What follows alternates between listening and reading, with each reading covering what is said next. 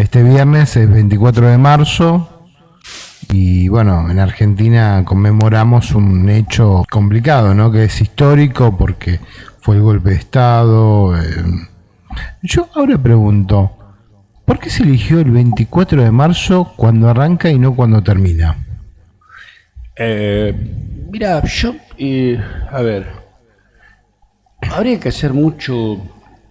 ¿Cómo lo podríamos tocar el 24 de marzo? Porque hablar de lo que a cada uno le pasó, hay miles de versiones y como Sí, diría por ahí la historia se escribe según quien la vivió. Yo recuerdo que era un día miércoles, me parece, martes o miércoles me parece que era mitad de semana. Yo en ese momento estaba viviendo en San Antonio de Padua sí, y cuando tomé el tren, bueno, ahí llego a Liniers, yo trabajaba en Renault en ese momento, con ZIP, ahí en la calle Cabildo y Besares, y bueno, en el transcurso del viaje nos empezamos a enterar de que a Isabel la habían llevado detenida. Primero la habían llevado en un vuelo normal que iba a Olivos. El vuelo vamos a decir, se desvía, va al aeroparque y de ahí del aeroparque le dicen que está detenida y creo que la terminan llevando a Neuquén. Pero, ¿cómo podía yo plantear esto? Porque, a ver, desde lo emocional es una cosa, desde lo histórico, como decía, es otra, y tal vez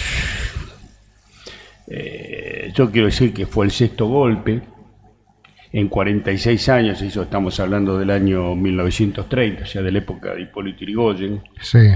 que ese golpe de Estado tuvo Ese cuatro. fue el primero.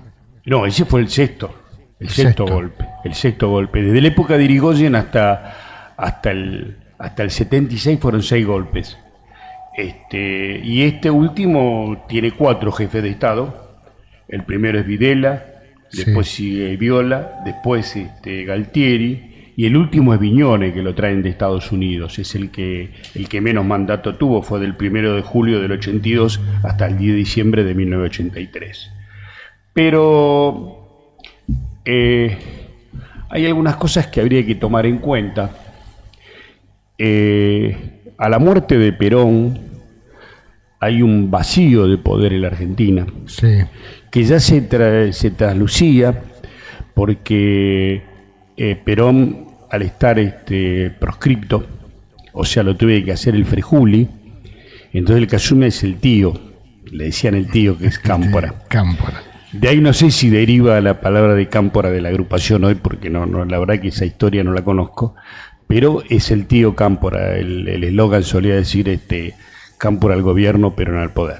Ah, mira vos. Pero cuando llega Perón a la Argentina, hay cosas que hay que tener en cuenta. Ahí se da el abrazo de Balbín, el Nino, Balbín. Ricardo Balbín. Ricardo Balbín. Sí. Y muchos hablaban de algún acuerdo, cosa que nunca se pudo hacer, nunca se pudo realizar, porque la Argentina también tenía como una pequeña, quizás, fragmentación histórica. O sea, el antiperonismo era muy fuerte y el peronismo también era fuerte en la lucha. Recordemos la masacre de Seiza, los dos intentos de haber venido Perón y no poder aterrizar. El último lo hace en Palomar, donde también tiene que volverse. Y me quiero detener porque tal vez ahí algunos decían en la calle, recuerdo que a Isabel la iban a sacar los Boy Scouts.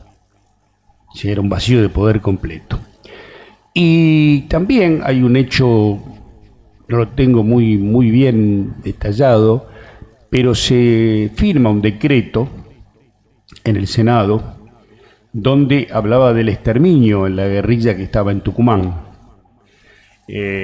Ahí el 5 de febrero, creo que es más o menos, por ahí la fecha puede disentir un poco, del 75, es lo que se llama el Operativo Independencia, que eso va a combatir a los dos, vamos a decir, los dos grupos guerrilleros que eran tanto ER como Montoneros, Sí.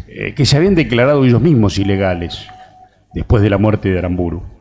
Al morir Aramburu se declaran ilegales, entonces empiezan a combatir desde la clandestinidad. Y este decreto, firmado por María Isabel Martínez de Perón, hablaba de exterminio. ¿Qué? Epa. Exterminio. Entonces, hay que tener en cuenta muchas cosas que fueron pasando, por eso por ahí algún historiador puede escribir que era un golpe cívico-militar, porque hubo cosas muy importantes, hubo palabras, tal vez nosotros recordamos, yo recuerdo la última que dice Balbín cuando sale después de una reunión con los presidentes de los dos bloques, tanto sea el de la Cámara Baja como el de la Cámara Alta en el Congreso de la Nación, y sale y dice, no hay solución. Y en el 73 el eslogan del radicalismo de Balbín era hay solución. Había pasado la muerte de Rucci, que le habían puesto Traviata porque tenía más de 23 agujeritos. Epa. Entonces había realmente una lucha armada en la calle muy, pero muy fuerte. Pero también hay que tener en cuenta que viene Jorge Antonio.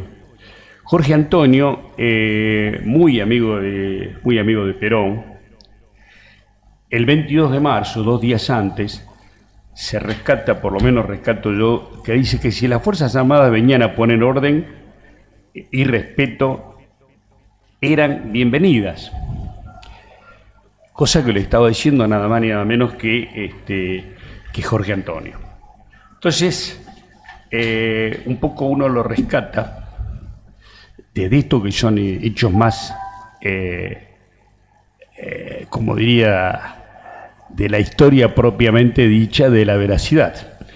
Y también hay alguien que se suele ir, que fue Casildo Herrera. Casildo Herrera viaja el 22 de marzo al Uruguay, cosa que después no retorna. Y Casildo Herrera en ese momento era nada más ni nada menos que el secretario general de la CGT. O sea, quiere decir que el movimiento obrero había dejado de respaldar al gobierno, y sobre todo porque también había habido una crisis económica muy fuerte. Yo no recuerdo los números, pero creo que los números eran mucho más bajos que los de hoy, ¿no? O sea, no había ni siquiera, no hablábamos de hiperinflación. Había pasado el Rodrigazo, había pasado muchos hechos que fueron acaeciendo para que esto en sí desencadenara en eso que después se dio 30.000 desaparecidos, que algunos hablan de 8.000 y otros hablan de 30.000, porque 30.000 también convengamos que fue un número tirado medio al azar. Nadie puede decir si eran realmente 30.000 o 8.000. Y después también hay que tener en cuenta que se armaron 500 centros clandestinos, que hoy han sido por ahí para que los jóvenes lo puedan ver. El caso de ESMA es el más emblemático, el de La Perla en Córdoba, y así sucesivamente. Y por ahí hay algún viviente que lo pueda detallar mucho más. Te hago una pregunta ahí, Juan, algo que pasaste por alto. Hablando de los 30 desaparecidos, se creó 30.000 se creó la CONADEP. Sí, o sea, pero cuando se cría la CONADEP, ahí hay que tener en cuenta que es la primera vez, es historia del mundo lo que se hizo a través de... por eso creo que Raúl bien tiene el nombre de padre de la democracia, porque hizo lo que debía de hacer y no lo que él quería hacer. Porque muchos pedían paredón. Claro. O sea, pedían paredón y era como diente por diente y ojo por ojo. Y él, la diferencia que tuvo Raúl al instalar la democracia es que se sentó con la justicia. Esa justicia tan reclamada hoy en día, cosa que los militares no hicieron eso, por eso son desaparecidos. Por eso realmente acá y siempre está la discusión del exterminio o qué significó el exterminio en ese famoso decreto. Porque si tal vez, esto es mi humilde opinión, tal vez si alguno se lo hubiera juzgado por lo que estaba haciendo, hubiera sido distinto a la desaparición que tuvieron. Y después hay una mezcolanza muy fuerte, que hay que buscar mucho los archivos, porque llama la atención que muchos de los que fueron o ejecutaron secuestro, después terminaron ocupando lugares en empresas, y nunca se supo realmente dónde está el dinero de esos secuestros. Cosa que, por eso yo hoy tengo más tranquilidad, tengo más tratar de tener la mirada mucho más larga, porque creo que de los dos lados se cometieron errores, y no con esto hago defensa de uno de los dos lugares. Lo que pasa es que cuando se ejerce ese poder desde el Estado es muy peligroso, porque también recordemos que se había creado la AAA, Sí. Entonces, pero había siempre como eso de, a ver, los primeros albores que yo recuerdo después de la masacre de Seiza, en el obelisco se habían cruzado y era de un lado la patria peronista y del otro lado la patria socialista. Y a los montoneros, Perón los echa de la plaza. En un acto los echa de la plaza. Entonces, uno tiene que ir recordando todo esto, digo, para que de una vez por todas los argentinos logremos empezar a cicatrizar todo esto. Por eso tiene que haber memoria, tiene que haber historia, pero el 24 de marzo, sea como sea, es un día de luto para el país. O sea, no es un día de que unos se pueden poner contentos y los otros no. Por eso yo por ahí cuando escucho, digo, sea como sea esto, y como si uno a la guerra quiere que vuelva, haya ganado quien haya ganado, sea lo que fuera, creo que la guerra es detestable en cualquier parte del mundo. Y esto me parece que sobre todo a una generación, esto empieza hace mucho atrás con la noche de los lápices, la noche de las corbatas, sí. O sea, se fue comiendo, vamos a decir, algunas generaciones que no se recuperan más. Entonces creo que eso es lo que le ha hecho daño al país. Por ejemplo, cuando ahora por ahí los chicos hablamos de una democracia todavía con muchos errores y muchas cosas, pero hay una cantidad de dirigentes que han quedado en el tendal de todo esto que estamos hablando, porque lamentablemente en ese 76 lo que más se masacró fueron trabajadores que eran delegados de distintas fábricas, estudiantes, o sea, se hizo lo del medio, que era lo que tenía que empezar a cubrir etapas, se hizo desaparecer, de un lado o del otro. Entonces, creo que eso le ha hecho muy mal a la sociedad. Por otro lado, uno puede investigar por ahí cosas que se cometieron atroces, ni siquiera por ahí se quedó en algo que era ideológico. Se cometieron delitos sobre bebé, que todavía están las madres luchando, y las abuelas, por eso famoso de Plaza de Mayo. Por ahí uno no hace mención a nadie, pero fueron las primeras que salieron los días jueves a dar vuelta, y daban vuelta porque la policía no los quería ver que estuvieran paradas. Entonces por eso empezaron a dar, donde uno viera la Plaza de Mayo, ahí empezaban a dar vuelta los días jueves. Y primero eran muy pocas, eran 2 o 3, y después eran cada vez más, cada vez más. Algunas tienen mucho dolor. Yo siempre rescato en todo esto a Graciela Fernández Mejide, que ella por ahí cuando habla de esto, y nosotros por ahí acá tenemos al negro Víctor Heredia, que por ahí uno cuando habla, lo hablan desde su dolor, y por ahí habla mucho menos de lo que puedo llegar a decir por ahí yo, porque realmente lo han sufrido, y creo que todos los hemos sufrido, porque de un lado o del otro lado no dejaban de ser hermanos. Esta es la pura realidad, porque de un lado o del otro eran hermanos que se estaban matando entre sí. Y esto por ahí, por eso digo, uno leyendo la historia, por ahí cuando leía Rosas, también pasaba lo mismo entre unitarios y federales. Sí. Entonces, haber llegado a todo esto, creo que me parece que el viernes, si yo tuviera que dar un mensaje, tenemos que pensar mucho, tenemos que reconstruir un país, no se va a poder reconstruir sobre el odio, hay que reconstruirlo sobre el amor es lo único que puede triunfar. El perdón, yo creo que particularmente me parece que cuando alguien dice perdonar, no tiene que perdonar, el que perdona es Dios, sobre todo los que somos creyentes. Nosotros tenemos que volver a reencontrarnos, y el volver a reencontrarnos significa, por ahí para muchos, que no hay una verdad absoluta, como lo que yo estoy tratando es de ayudar, de poder dar por ahí mi pensamiento, que por ahí otro puede estar de acuerdo, no puede estar de acuerdo, pero lo importante es que tal vez podamos empezar a respetarnos y a vernos por ahí como seres humanos. Nosotros que la otra vuelta hablábamos por ahí lo que significaba un habitante o un ciudadano. Y bueno, todas esas cosas tenemos que entrar a pensarlas para que esto no vuelva a ocurrir, y nos guste o no nos guste, creo que lo que tiene que actuar y uno tiene que defender siempre es una justicia independiente. Entonces, de la cual uno debe de acudir a esa justicia para que la justicia, al fin y al cabo, sea la que determine este tipo de cosas. Una pregunta, Juan. ¿Esto tendría que ver algo con la grieta? Porque si bien estamos hablando de un momento histórico, ¿no? Pero hoy hay una grieta en la sociedad, que bueno, por ahí en lo político es A o B, pero en la sociedad también está esto implementado. Y me voy a quedar con lo que dijiste. Esto lo vencemos con el amor.